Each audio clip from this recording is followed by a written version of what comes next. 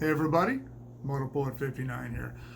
I rarely watch cable TV. There's nothing on network TV that I watch anymore other than Jeopardy. I still love Jeopardy. God bless Alex Trebek. Hope he's doing okay during the hiatus.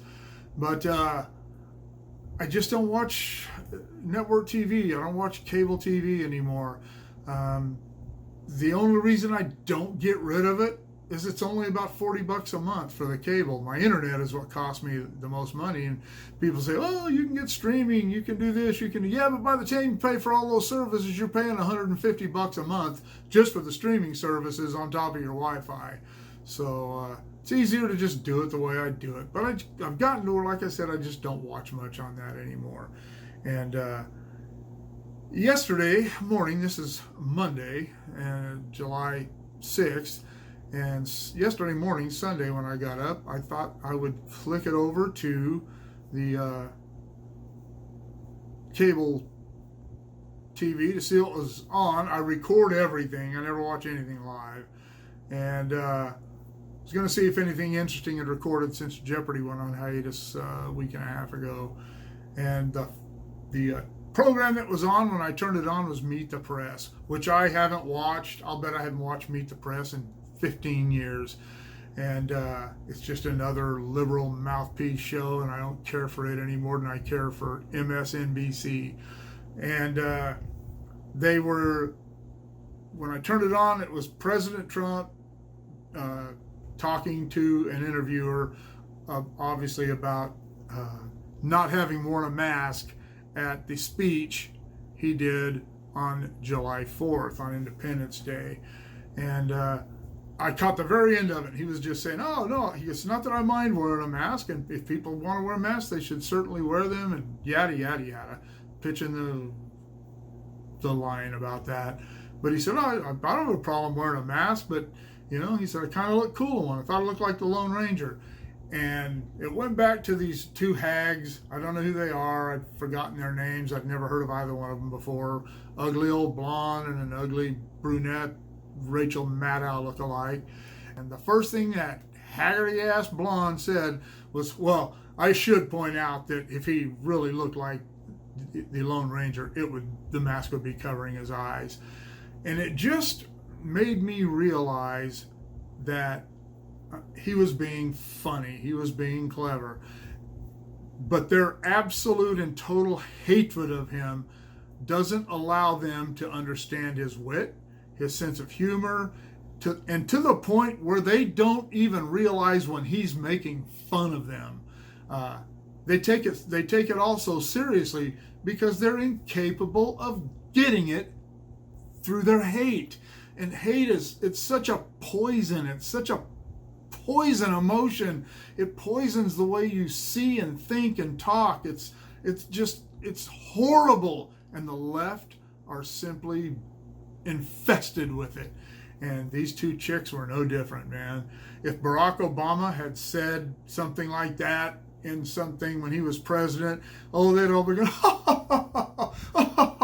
oh, he's so witty. Oh my gosh. Oh, yes, we know it. The mask could have been up here, but but no. It's President Trump. Wit, humor, it's all out the window. Which is why they are such easy targets for him on Twitter and in the news. And it's the reason that he doesn't like them. It's why he doesn't give them a break. It's why he doesn't care about their feelings or what they think. And it just astounds me that they still get their feelings hurt whenever he says things to them about fake news or gets on some reporter about being stupid or something. Each and every one of you in the leftist media deserve everything the president's doing you. You have spent your days since the days of Ronald Reagan earning these dress downs. Reagan wouldn't do it. George H.W. Bush didn't do it. Of course, Clinton didn't. George W. Bush wouldn't do it. Certainly Barack Obama wouldn't dress you down. And in all that time, even through the Obama administration, where there wasn't a president for you to harangue, you did it to the rest of the elected Republican representatives. And You ran people out of offices. You destroyed people for no reason, just because out of your silliness and your hate and your childish need to be mean. You talk about bullies. You have the nerve to talk about bullies in school. You should listen to yourself sometimes and thank God that I'm not one of them, because I'd be just like Trump. And but now whenever Trump says something, you just can't believe it. You have been talking crap about every Republican in existence for the last 20 years, and now you've got a president that's talking shit about you. And hey, some people, even some rhino Republicans and some conservatives, think he's not being presidential. I think he's being completely presidential. I think that the president ought to be able to have an opinion. He ought to be able to speak it. And if you don't like it, get out of journalism and go flip burgers at McDonald's or something else. Go write horror stories or something that you're qualified for, even though I don't think being a journalist over the last 20 years qualifies you to do much of anything except stand out on street corners and piss and moan. You've made yourself this target, and you deserve whatever comes of it. I haven't heard, like I said, I don't watch network news. I watch a little clip or something if I see something interesting on YouTube that somebody said something, but I haven't seen anything Trump responding to anything that anybody said about his awesome speech on Independence Day. I thought it was great. It was full of hope and brightness for the future. But what do you Democrats and progressives and liberals see in that? Divisiveness. You are the dividing factor here, not President Trump. He's trying to bring America together. You're the ones that keep harping on race. You're the ones that keep lifting Black Lives Matter up and acting like you give a rat's ass about it. You've finally been found out, and I did a video on that too, that you got busted by the people in Seattle for hijacking their cause. That's all you've ever done.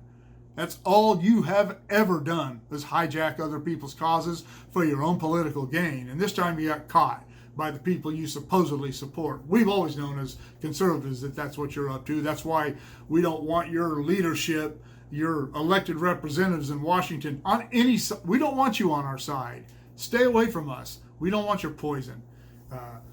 Maybe down the road, maybe some young moderate liberal will come back up and start actually being a true American liberal. We're all for that. But as long as you're being the divisive idiots that you're being right now, we don't want any part of you. We don't want you saying you agree with us on anything, because you don't. And we don't want you stepping into any of our causes, because we know it's not real. And since all you can do is bitch about President Trump, you should not complain when he bitches about you. And that deal on Meet the Press just reminded me of that, and I wanted to talk about it. All right.